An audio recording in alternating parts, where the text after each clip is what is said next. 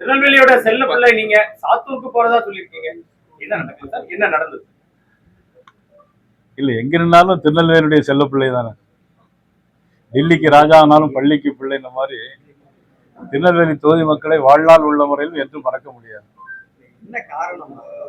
தொகுதி மாறி இத்தனை காலம் ஏற்றம் இறக்கம் இருந்தாலும் தொகுதி மாறணும்னு முடிவு செய்ததற்கு என்ன காரணம்? பின்னோட்டம் என்ன இருக்கு? இல்ல, நான் ஏற்கனவே பல முறை போட்டியிருக்கிறேன். இந்த முறை அதிமுக போட்டியிட வேண்டும் என்று கேட்டிருந்தாங்க. அதனுடைய அடிப்படையில் இன்று அதிமுக இந்த முறை போட்டியிடுகிறது. நான் சாத்தூரில் அதிமுக இருந்த இடத்தில் சாத்தூரில் நான் போட்டியிடுகிறேன். எந்த இடத்துக்கு போனாலும் தமிழகம் முழுவதும் மக்கள் பணி தொடரும். அதிலும் திருநெல்வேலி தொகுதி ஒரு தனி கவனம் செலுத்தப்படும் என்பதை தெரிவித்துள்ளேன். கட்சிகள் எல்லாமே வேட்பாளரை அறிவிச்சு புலிப்பாய்ச்சல்ல போயிட்டு இருக்கதா கிளைம் பண்ணிக்கிறாங்க. தேசிய கட்சிகள் காங்கிரசும் சரி பாஜகவும் சரி வேட்பாளர் அறிவிப்புல இவ்வளவு தாமதம் பண்றாங்க. இல்ல, தாமதத்திற்கு ஒரு காரணம் இல்ல 2 தினங்கள் தான் இருக்கிறது. 2 தினங்கள் இருக்கும்போது அதுல மனு தாக்கல்னால எந்த புலி பாய்ச்சலும் வரப்போறது இல்லை. எப்படினாலும் மனு தாக்கல் பண்ணியிருக்கிறாங்க. அப்புறம் ஸ்க்ரூட்டினி முடிவடையணும். ஸ்க்ரூட்டினி முடிந்த பிறகு தேர்தல் பணி தொடரும்.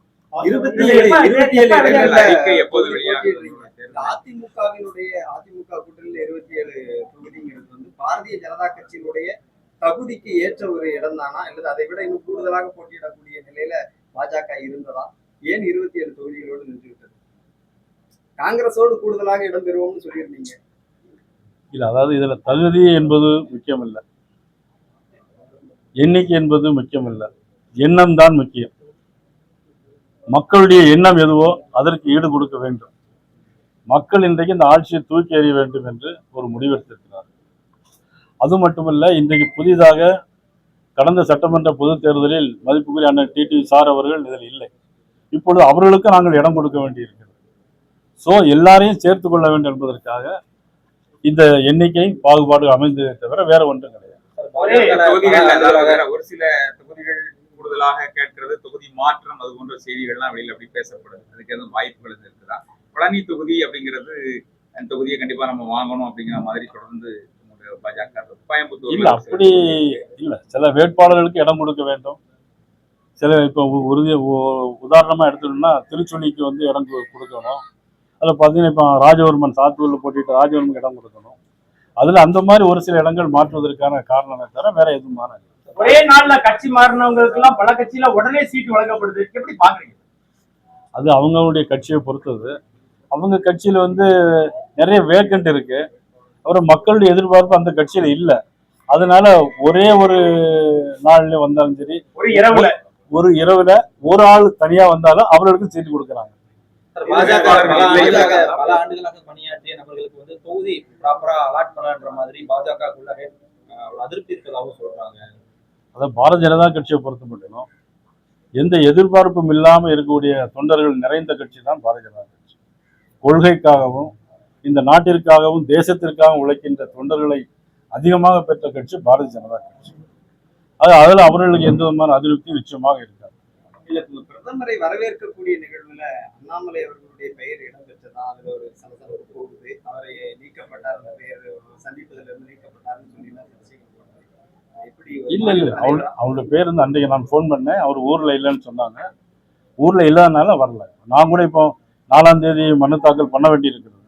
4ஆம் தேதி பிரதமர் வருகிறார்கள். நான் அங்க இருக்க வேண்டுமா அல்லது மனு தாக்கல் செய்யணுமாங்கிறது கேட்டுக்கிட்டு அது மாதிரி உள்ள சூழ்நிலையில் இருக்கும். இன்று மாலையில் திமுக மீது குற்றப்பத்திரிகை தாக்கல் செய்யறாங்க. பாரதிய ஜனதா கட்சி இன்று மாலை பியூஷ் கோயல் தலைமையில் ஒரு பெரிய குற்றப்பத்திரிகை நாங்கள் தாக்கல் செய்யறோம். என்ன குற்றப்பத்திரிகை அப்படின்னாக்க, இந்த 5 ஆண்டுகளிலும் சொன்ன தேர்தல் வாக்குறுதி எதையும் செய்யல. அதுக்கு பதிலா சட்டம் ஒழுங்கா சரியா செய்யல. எங்கு பார்த்தாலும் கஞ்சா, போதைப் பொருட்கள் எல்லா இடங்களிலும். இன்னைக்கு காலையில் கூட ஆஸ்பத்திரியில 10 வயசுக்கு போட வேண்டிய ஊசியை 4 வயசு போட்டு அதையில இறந்துருக்காங்க. சென்னையில் 10 வயசு குழந்தைக்கு போட வேண்டிய ஊசியை 4 வயசுக்கு போட்டால் அவனுடைய என்ன உடம்பு எப்படி தாங்கும்? போலீஸ் அடிச்சு துரத்துறாங்க. பத்திரிகை சுதந்திரம் இல்லை. இந்த நாட்டில் முதலமைச்சரை பத்தி பேசினா உடனே கைது செய்யறாங்க. ஆனா மோடியை பத்தி பேசினா கொலை செய்வன் கூட சொன்னாங்க. பாரத மோடியை இன்னைக்கு உலகத்தில் உலக அரங்கில் இன்னைக்கு ஈரான் வழியா அந்த எந்த கப்பலும் போக முடியாம எந்த விமானமும் பறக்க முடியாது.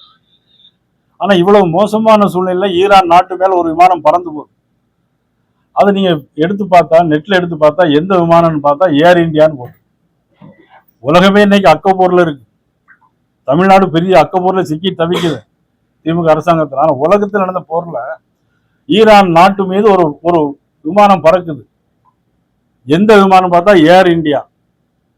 இன்னைக்கு எல்லா இடங்களுக்கும் இன்னைக்கு கப்பல் வருது அந்த வளைகுடா வழியா.